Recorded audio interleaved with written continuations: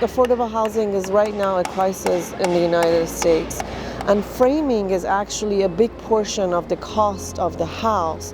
In this project, we're using the PAVE method. PAVE stands for Prefabricated Approaches and Volunteer-Based Enhancement. It's an innovative method for framing.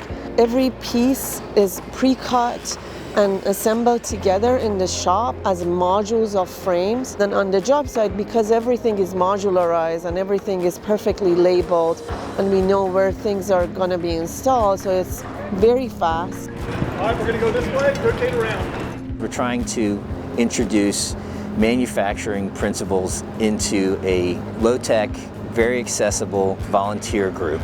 We have students from all over the university right now. We just ask for volunteers in general. So it's not just construction or engineering or design students. We have students from all over. The goal is we're going to produce all the walls for a 2-story home, ship them out, and the next week they'll go up. We partner with Habitat for Humanity. This house is going to be in Williamsburg. It's going to go to a family in need.